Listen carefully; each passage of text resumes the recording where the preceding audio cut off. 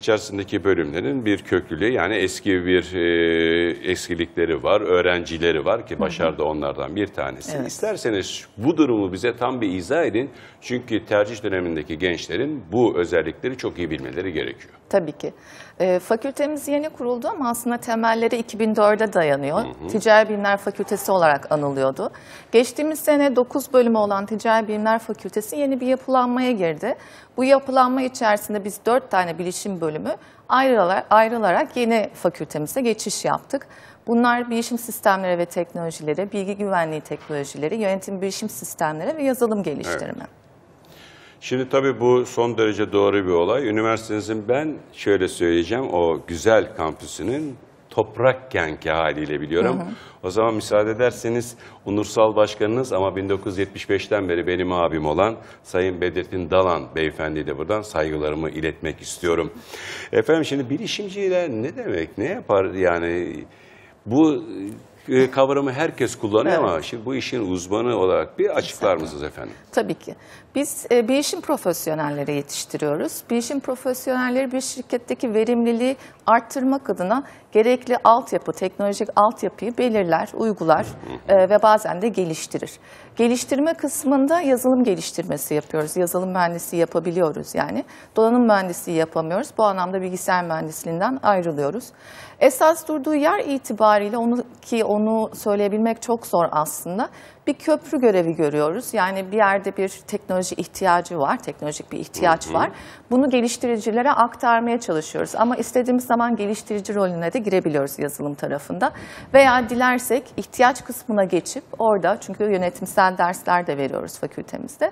Orada işte finansal raporlama gibi görevlerde de yer alabiliyoruz. Oldukça geniş yani bu Sevgili anlamda. hocam, yönetmenim uyarıyor. Bir soru gelmiş. Tabii biz sizin gibi değerli dostların bu programa katılacağını sosyal medyadan duyunca tercih yapacak gençlerden de çok sorular geliyor. Şimdi bir kez daha bölümlerinizdeki, daha doğrusu fakültesi bölümlerin isimleri rica edeceğim ama soru şu.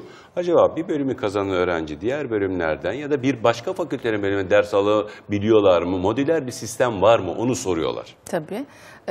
Bölümlerimiz birbiriyle yan dal yapabiliyor. Çap yapmasına izin vermiyoruz çünkü hani ortak alanları çok fazla. Ama üniversitemizin genelinde çap anlaşmalarımız var. Bu anlamda zaten üniversitemiz çok zengin. Yani artılarından bir tanesi bu.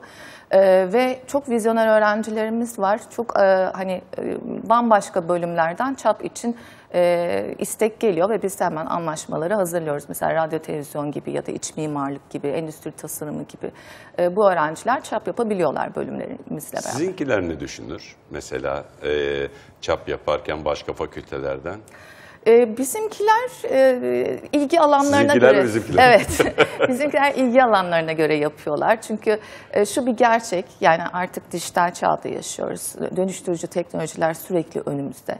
Dolayısıyla bilişime tutunmayan bir bölüm, fakülte, üniversite hayatta kalmayacaktır. Dolayısıyla bizim diğer bölümlerden daha çok bize istek var. Onu söyleyeceğim, kapıda yığma vardır. Tabii. Evet. Bizimkiler yan dal yapmayı tercih ediyorlar. Mesela bilişim sistemleri ve teknolojileri bölümü okuyor. Aynı zamanda siber güvenlikte yan dal yapıyor. Tabii, ama diğerleri Uzmanlık. size gelecekler. Bu çok Evet. açık net.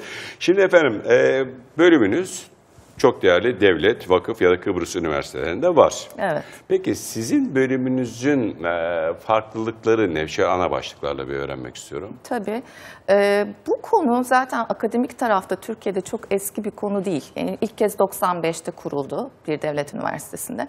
2002 yılında biz de İlk onu takip eden vakıf üniversitelerinden biriydik açıkçası. Dolayısıyla biz köklü bir bilişim bölümüyüz. Evet, her yerde açılıyor çünkü çok büyük bir açık var piyasada. Doğrudur. Ama bu köklülük bize tabii ki tecrübe getiriyor. Doğru. Aynı zamanda çok dinamiyiz. Köklü olup hani çok duran olabilirsiniz ama biz öyle değiliz. Konu çok güncel bir konu olduğu için, sürekli güncellendiği için biz ders programımızı her sene mutlaka güncelliyoruz. Yani dönüyoruz, dış paydaşlarımıza soruyoruz, mezunlarımıza soruyoruz. Kendini geliştirmek zorunda kaldığım bir konu oldu mu? Öğrencilerimizden geri bildirimler alıyoruz. Dolayısıyla ders müfredatımız son derece dinamiktir. Birçok üniversiteden daha önce koyduk biz Python programlamayı mesela programımıza. Bunun yanında işte bazı üniversitenin getirdiği artılar da var. İkinci dil, üçüncü dil imkanları Evet. sunuyoruz. Erasmus anlaşmalarımız var Hollanda, Almanya gibi Avrupa ülkeleriyle. Mübadele anlaşmalarımız var, exchange anlaşmalarımız Amerika ve Kanada ile birlikte. Bunlar da çok arttı. Kadromuz oldukça geniş ama sektörden de çok fazla hoca çağırıyoruz. Çünkü bizim derslerimiz çok havuz dersi gibi açılıyor. Çünkü diğer fakültelerden de çok ilgi var. Hatta bazı dersleri kendi öğrencilerimizden çok daha fazla dışarıdaki öğrenciler oluyor. O yüzden oldukça geniş bir kadroya sahibiz. Bu da çok büyük bir artı. Bir de benim 2016'da kurmuş olduğum bilişim kulübü var. Dilersen orada Başar sen devreye gir. Tabii bilişim hocam, kulübünü teşekkürler. Başar anlatabilirsin. sen kaçıncı sınıftasın? Ben son sınıfa geçtim. Son sınıfa geçtin. Hadi bakalım. Şimdi seni gençler izliyorlar. Anlat. Tabii. İsterseniz önceden bölümü tercih ettiğimden de başlayabilirim. Tamam. O zaman söyleyeyim. Evet, onu sana Bu da bölümü soralım. niye seçtin? Niye tercih ettin? Hocamız da söylediği gibi çok güçlü akademik kadro var. İlk başta zaten onu incelemiştim. Ardından da güncel ders programı zaten ilgimi çekmişti. Yani benzer mühendislik programlarına çok yakın ders programına sahibiz. Buna ek olarak üniversitenin kampüsü gerçekten beni kendine çekmişti ve tüm bunların yanı sıra aslında beni en çok bölüme gelmeyi ikna eden kısım, ben işte sosyal medyalardan LinkedIn olsun, Instagram olsun bölümde okuyan öğrencilere ulaştım. Ve şunu gördüm ki 2. sınıfta, 3. sınıfta hepsi zaten sektörde bir yerlerde çalışmaya başlamıştı. Bu beni çok etkiledi. Dedim ki böyle bir imkan varsa, bölüm böyle bir şey sunabiliyorsa ben de bu bölüme gelmeliyim. Ve iyi ki de geldiğimden çok memnunum açıkçası. Burada, Peki, buyur pardon, hocam, bir buyur. ekleme yapmak istedim. Mezunlarımızı zaten bulamadıkları için şirketler gelip bizde markalı ders vermek istiyorlar. Çünkü sırada yakalamak istiyorlar. Mezun olduklarında çoktan yerleşmiş oluyor Yani öğrencilerimiz. okurken iş dünyasına girmiş Evet. oluyorlar. Peki senin bir hikayen var galiba değil mi? Daha önce başka bir Ya şöyle, bölüm müydü? ben üniversiteye ilk girdiğimde makine mühendisiydim başka bir üniversitede. Fakat daha sonrasında tam olarak teknik yapım bana göre olmadığını, daha işin yazılım, yönetim kısmının beni ilgilendirdiğini fark ettikten sonra riske girdim. Ve okul puan düşme muhabbetleri falan oluyordu çünkü. Tekrar sınava hazırlandım. Zaten Yeditepe Üniversitesi bilişimi yani sistemden direkt gözüme kestirdim. Bu sorup soruşturdum çünkü geri dönüş çok güzeldi. Hani okuyan arkadaşlarıma daha üniversiteye gelmeden çoğuyla arkadaş olmuştum zaten. Çok güzel geri dönüşler verdiler bana ve ben de bundan ötürü burayı kazanmaya odaklandım. Şu anda da burada Sana okuyorum. çok açık işliyorum. Hocanın falan burada olduğu Hiç önemli. görmeyeceksin. Tek cümle. Aradıklarını buldun mu, mutlu musun? Aradıklarımın hepsini ve daha fazlasını buldum. Şimdi kulübe geçelim. Şimdi kulübe geçelim.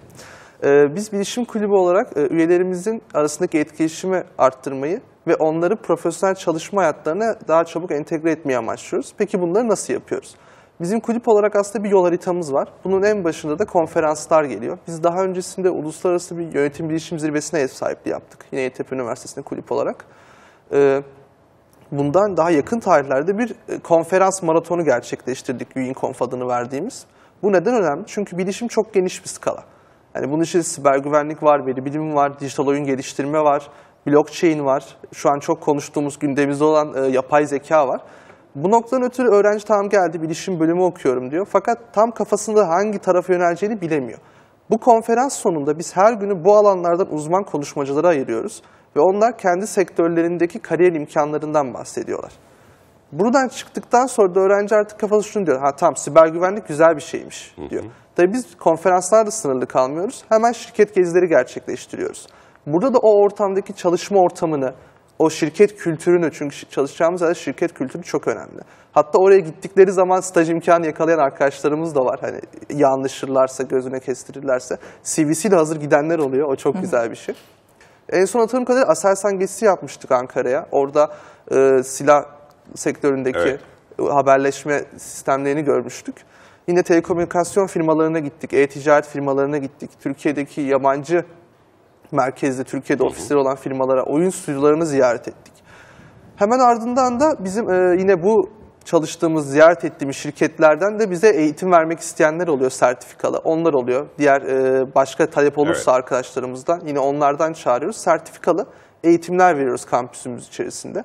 Yine dediğim gibi bilişim geniş bir alan olduğu için alt ekiplerimiz de var bilişim kulübü içerisinde. Bu siber güvenlik alt ekibimiz var. UNG'de oyun geliştirme alt ekibimiz var. Blockchain, e-ticaret. Onlar da artık demiştim ya hangi alana karar veremeyenler. Alanına karar vermiş arkadaşları biz oralara yerleştiriyoruz ve orada tam o istedikleri alanda etkinlikler yapabiliyorlar. Yarışmalara katılıyorlar, podcastler yapıyorlar. Siber Güvenlik Böyle Bir Şey adlı podcastimiz var. Oyundayım abi adında oyun sektörünü konuştuğumuz Türkiye'deki bir podcastimiz var yine aynı şekilde. Projelerinden bahsedebilirsin. Tabii ya şöyle. Projeler de yapıyorlar çünkü. Yine kampüsün içerisindeki Toplum 5.0 ekibimizde sosyal sorumluluk projeleri gerçekleştiriyoruz. Bu noktada ilkokul ve ortaokul öğrencilerine Python programlama dili öğrettik. O çok eğlenceliydi. Yine Türkiye'nin ilk dijital sergisini yaptık yanlış Evet, hatırlamıyorum. bilişim sergisi. Bilişim sergisi. Aslında bu fiziksel bir sergiydi fakat çağımızın gerekliliğini yerine getirerek bunu dijitale taşıdık. Şu anda da web sitemizden de ilgili arkadaşlar inceleyebilirler. Ne kadar güzel bir ortam kurdunuz. İkiniz konuşuyorsunuz. Ben burada böyle. Ama bir şey daha soracağım. Çok kısa yaptılar çünkü hocama bir sorum var. Bu bölümleri seçmek isteyen öğrenciler de, sen şimdi öğrencisin bu işin. Hangi nitelikler olmalı? Önce bir şey, matematiği bilmeli mi? Matematik, algoritma becerisi Devam gerekiyor. et. Fakat onun dışında gerçekten temelde hani ben bununla ilgili çok soru alıyorum yine bana ulaşıyorlar.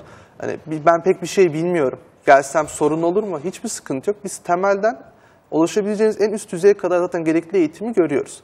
Tabii temel matematik, algoritmik düşünce mantığını kavramaları gerekiyor ama daha da önemlisi bu işi sevmeleri gerekiyor. Çünkü gerçekten gecemiz gündüzümüze karıştığı zamanlar oluyor bu proje teslimleri olduğu zaman. Çünkü sınıf ilerledikçe artık proje odaklı ilerlemeye başlıyoruz. Bu GitHub'ımıza projeler yüklememiz gerekiyor.